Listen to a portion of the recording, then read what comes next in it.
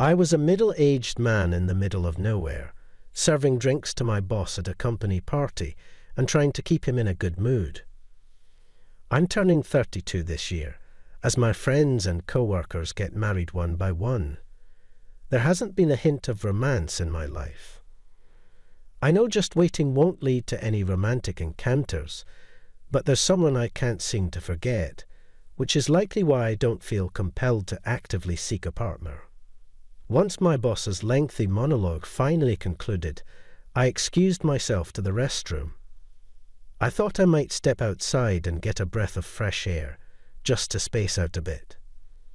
And as I was wandering down the hallway of the bar, I bumped into her, the person I would never forget. My high school sweetheart. She has a more mature vibe now, but it was definitely Susan. She seemed to have noticed me too, and stopped in the middle of the hallway. Jack. She called my name, then fell silent. It's been a while. I'm here having drinks with my boss. We hadn't been in touch for over a decade since our falling out, so I wasn't sure how to interact with her. I'm here for dinner with friends. Despite this unexpected reunion, that was all the conversation we managed to have.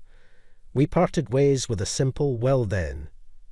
Susan and I dated since high school, and our relationship continued even as we attended different colleges. But we broke up over a fight during our job hunting phase. I was the one to blame.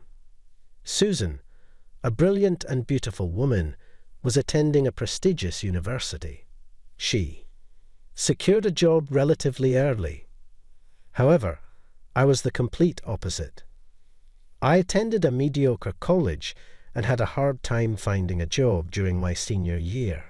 I grew frustrated as I still couldn't land a job. It would have been bearable if that was it, but I was jealous of Susan. Despite her trying to support me and consider my feelings, I back then felt pitiful, as if being pitied. I lashed out at her with harsh words like, "You wouldn't understand how I feel. You're probably looking down on me. And stop acting like a goody two-shoes, making a fool out of me." I even said something far worse. It was only natural that she eventually got fed up with me. After parting with Susan, I managed to secure a job at my current company, but there was no more communication between Susan and me. In my 20s, I learned from a high school classmate that Susan got married and moved to Chicago due to her husband's job transfer.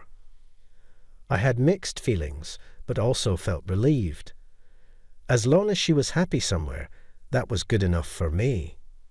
After hearing about her marriage, I thought it was about time for me to move on as well. So I did. I went on a few blind dates, but I never really met anyone suitable. And that brings us to now. About a week after running into Susan at the bar, I was visiting my favorite cafe after work. I enjoyed buying coffee beans from this place and brewing coffee at home on my days off. I developed a love for coffee back in college. Now I've become so particular about selecting beans and how I grind them. As I entered the cafe, eager for a new batch of beans, there was Susan enjoying a cake set. This was our second encounter. "We meet again," I murmured, surprised at the unexpected coincidence. "Really? Are you alone?" I briefly explained that I often come here to buy coffee beans. "What about you? Are you alone? Isn't your husband waiting at home? I didn't even know you were back from Chicago." And my words, Susan lowered her eyes, and she opened her mouth, putting on a forced smile. "My husband passed away 4 years ago. I've been living in Chicago since then. I've only recently moved back here." "I see. I'm sorry. That was thoughtless of me. I didn't know her husband had passed away. I thought she was still building a happy home." After that, our conversation didn't continue, and we said, "See you," and parted again. Susan, who lost her husband and lives alone in San Francisco. I want to talk to her more. I want to get closer to her. But I don't feel I have the right because I hurt her with my harsh words at the end of our relationship. About a month later, on a night of a terrible typhoon, I had my third encounter with my widow ex-girlfriend, Susan. My apartment is beyond the station, so I passed by the station on my way home from work. The station was crowded with people. The trains were stopped or delayed. In the midst of all this, I found Susan on the phone, taking shelter from the rain. Susan also noticed me immediately and called out to me. Amazing, we met again. Yeah, is the train stopped? When I asked, Susan nodded with a bitter smile. It stopped. I don't know when it'll start moving again. But both the buses and taxis are crowded with people, so it doesn't look like I'll be able to get on. I just tried calling a nearby hotel, but it's no good. It's hard to find a place that's open, even when it's not a typhoon. This station is busy, so I guess that's inevitable. But when I glanced at Susan, her clothes and hair were wet. Even though it's early spring, the nights are chilly. I handed her a handkerchief. Use this. You must be cold. Oh, thank you. I had an umbrella, but the rain and wind were so strong. When I found Susan, the rain and wind had just come down. But before that, both the rain and the wind had been terrible, and the sky looked like it was going to start pouring again soon. I couldn't just leave Susan, who had no way to get home or a hotel to stay in. Do you want to come to my place? The words naturally slipped out of my mouth, but I immediately regretted them. There's no way she'd want to come to the home of her ex-boyfriend, who she always fought with. That's what I thought. But Susan's response was unexpected. You're willing to let me stay. When I looked at Susan, she looked up at me with moist eyes. I felt nervous looking into the eyes of her, who had become more mature, but those eyes seemed to be asking me for help. Sure, come on. At my words, Susan smiled softly and seemed relieved, and so Susan came to stay at my apartment. When we got home, I had Susan, who was probably cold from getting wet, take a bath. Seeing Susan with her wet hair after the bath, wearing my clothes as a change of pyjamas, made my heart race. But I had no ulterior motive in inviting her, so I tried to hide it. After drying her hair, Susan said, I'd like some coffee. Could you brew it for me?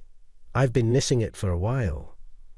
There was a bag of coffee beans and a grinder where Susan was looking.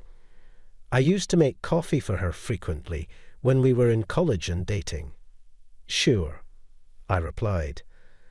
I ground the beans carefully just for Susan. She was watching me so attentively that I asked, Do you want to try grinding the beans? At first Susan nodded, but then she hesitated and said, Actually, I'll pass. I want you to do it, Jack. I've missed your coffee, she said. Even if her words were just courtesy, they made me happy.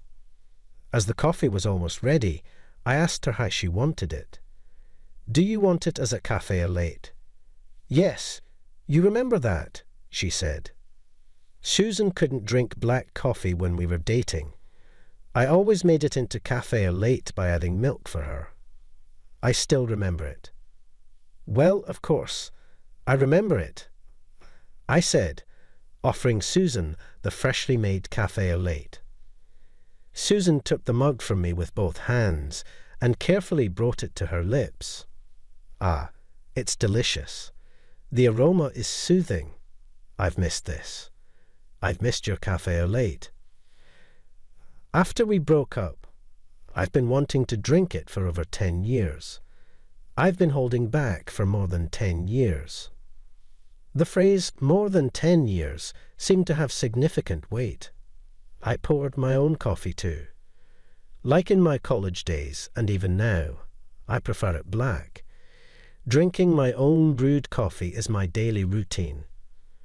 But today's coffee, which I shared with Susan, tasted even better than usual. After finishing our coffee, we discussed where we were going to sleep, jokingly. I only have one bed. Is it okay if we sleep together? I wanted Susan, who seemed to feel guilty for staying over, to at least smile. I figured she'd retort with something like, "No, it's not okay," since she's got a vibe like that. But her reply was okay, stun. I looked at Susan, who was looking at me with a serious expression. "I've been lonely since my husband passed away," she said. I couldn't help but feel an urge to hug Susan, but I knew this didn't mean she had feelings for me. Susan has been spending lonely nights since her husband's death. Today, perhaps due to the stormy weather, her loneliness had just erupted. I thought if she spent the night in the same room, more bed with me, she'd regret it. And not just Susan, I might regret letting the mood carry me away, even though I care about her. So, I thought there was only one thing I could do. "Susan, I'm sorry for my inappropriate joke. You can sleep on the bed. I'll sleep on the living room couch. I don't want you to regret anything because of your current feelings," I said. Maybe Susan had anticipated what I was going to say. Susan nodded without arguing or saying anything. "No, you're right. I'm sorry," she said. It seemed Susan agreed, which relieved me. Even though I decided not to get swept away, considering that this might be the last time I saw Susan, I thought I should apologize for something I had wanted to apologize for a long time. "Susan, I'm sorry about when we broke up." "When did we broke up? Do you mean the argument we had?" I found myself rethinking whether I could call what happened an argument. From the moment we started dating until we broke up, I never saw a single fault in Susan. When we were in high school, I once asked her why she would even consider dating a guy like me. Back then, just like now, I was a pretty ordinary guy, mediocre at academics and sports. In contrast, Susan was rumored to be adorable, an honor student, popular with teachers, and highly academic. I just couldn't see what balanced out between us. But as it turns out, Susan and I did not meet for the first time in high school. Apparently, we were in the same class in kindergarten, a fact I had forgotten. I'm told I protected Susan back then when she was being bullied. From that point on, I was considered a hero in Susan's eyes. Susan moved away when we were in senior kindergarten, but she told me that she never forgot about me. I had no recollection of doing anything so admirable. I vaguely remember helping a girl back then, but I feel like I was just trying to show off being a little kindergartner. Susan recounted the story of our kindergarten days several times after we started dating. I used to find it cute that she remembered such things. But by the time I was job hunting, I was sick of hearing it because it just wasn't possible for a pathetic guy like me, who couldn't even secure a job, to be a hero. That was when I had just been rejected by the 10th company. I was feeling the bitter truth of how much your alma mater matters in job hunting. With no job offers coming my way, I felt like I was being denied as a person. Susan, who had already secured a job, was trying to encourage me, but I was so immature at that time. I found Susan's kindness annoying. So, I told her, "Shut up. Everything is so perfect for you, Susan. You've always been a top student, got into a good college, found a job right away. You don't know what it feels like to be a failure like me." Susan's eyes were welling up with tears. "Don't talk like that about yourself, Jack. You're my hero, but I was even frustrated with my job search. And my frustration was maxed out when she told me this story. I'm tired of hearing that story. I don't know. I can't remember stuff from kindergarten. Stop imposing your ideals on me. I'm not your hero. In fact, I don't want to hear your pointless stories anymore. You're annoying me." I still can't forget the look on Susan's face when I said that. It hurt that day. I told her to go away, and she left, her shoulders drooping. After that, I ignored Susan, who kept apologizing. I just wanted her to leave me alone. Then one day she told me over the phone, "Let's break up." It was only natural, considering the awful things I had said. All I think I said was, "I understand." As I was reminiscing, Susan's voice brought me back to reality. She was laughing at my apology, a decade late. "No, it's okay. It's not all your fault, she said. "Looking back, I think I should have stood back and watched over you a little more. I was young, and I just thought I had to be there for you, that I had to say something to encourage you. I think that just put more pressure on you and made you more irate. Maybe we were just too young, both of us." I was happy at Susan's kindness, saying that, even though I was the one to blame, but when we meet again in high school after being apart since kindergarten, I really thought it was destiny. But I guess it wasn't. We really can't be together, can we? I had nothing to say to that. That day, we slept in separate rooms, and when I woke up the next day, Susan was gone from my apartment. The room without Susan felt cold, as if the temperature had dropped. That's when I spotted a note from Susan on the table. "If we meet again, I hope we can be together." I saw that and ran out of the house. Surprisingly, I caught up with Susan quickly. As I ran towards the station, she was walking slowly, her eyes swollen from crying. I moved to stand in front of Susan and took her hand. I squeezed her slightly cold hand warmly before expressing my feelings. "I'm sorry," I said. "I'd regret it if I let things slide yesterday, but that was just an excuse. The truth is, I've always loved you, and I still do. I was just being a coward yesterday. I was scared. I had hurt you once, and I wondered if I could make you happy again. I also thought I definitely couldn't beat your deceased husband. I was thinking if it was okay for me, if I had the right to say I wanted to be by your side. I was scared and couldn't say anything." Susan's handwriting on the note was shaky.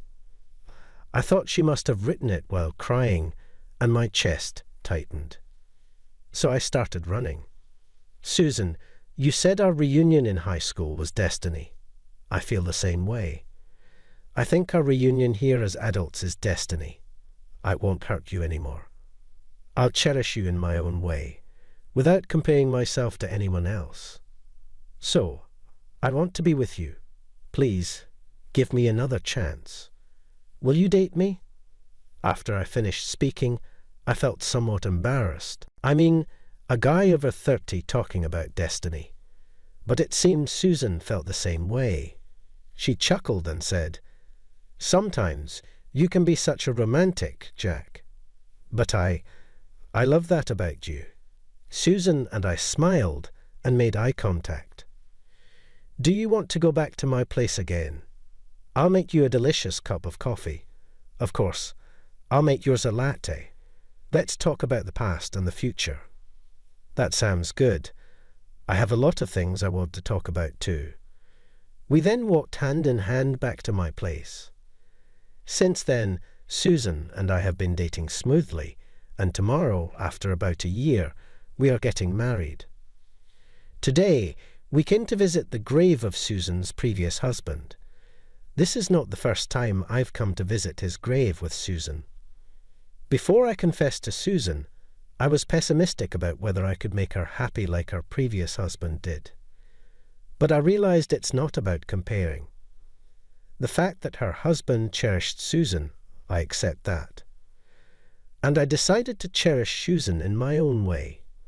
That's why I visited the grave, that I wanted him to rest easy. I'll protect Susan's smile. When Susan asked what I was thinking about when I was paying respects, I kept it a secret. It's a secret conversation between men that I can't tell Susan. Susan was smiling, saying, "I'm curious," but she seemed rather happy. After visiting the grave, we returned to our new home, our own home, to live together. When I was about to make coffee, Susan said she preferred juice. She usually doesn't say things like that, so I was worried and asked if she was feeling unwell. But seeing me flustered, Susan grinned.